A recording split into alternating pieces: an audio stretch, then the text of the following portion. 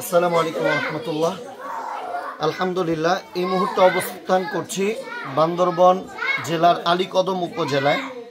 আপনারা জানেন যে দীর্ঘদিন যাবৎ আমরা পাহাড়ি অঞ্চলে বিভিন্ন ধরনের খেদমত করছি। এর মধ্যে একটা হচ্ছে মিসকিন পাহাড়ি যে সমস্ত দরিদ্র বাচ্চা আছে তাদের পড়াশোনার ব্যবস্থা করা। তো আলহামদুলিল্লাহ আমাদের এটা নতুন প্রতিষ্ঠান আসাদ একাডেমি। তো এখানে এখন প্রায় 64 জন বাচ্চা পড়াশোনা করছে। আমাদের এখানে আর কোনো স্পেস নেই, জায়গা নেই। যদি জায়গা করা হয় তাহলে আরো অনেক বাচ্চা আসবে। এই বাচ্চারা 3 বেলা খাওয়া দাওয়া করতেছে।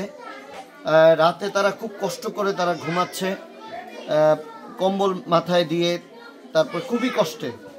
এরপরে দিনের বেলা থাকে প্রচন্ড গরম, রাতে থাকে শীত। সব মিলিয়ে খাবার দাবার সহ মোটামুটি বেশ কষ্ট করছে। তো এই মুহূর্তে আমাদের যে বিশেষ প্রয়োজন সেটা হচ্ছে দিনের গরমকে করার জন্য, সহজ করার জন্য দরকার ফ্যান, পানির জন্য পানির ট্যাঙ্কি, মোটর, এবং পাশাপাশি শিক্ষার্থীদের ঘুমের জন্য এখানে দরকার হচ্ছে তোষক বা বালিশ।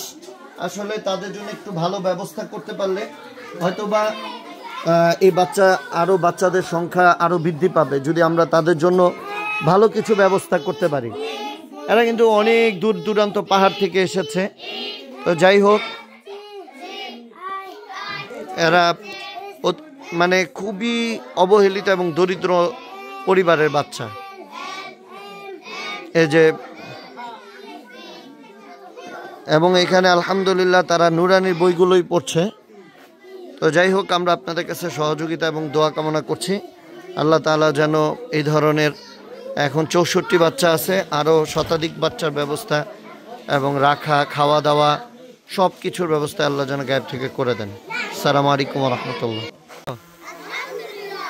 মাশাআল্লাহ।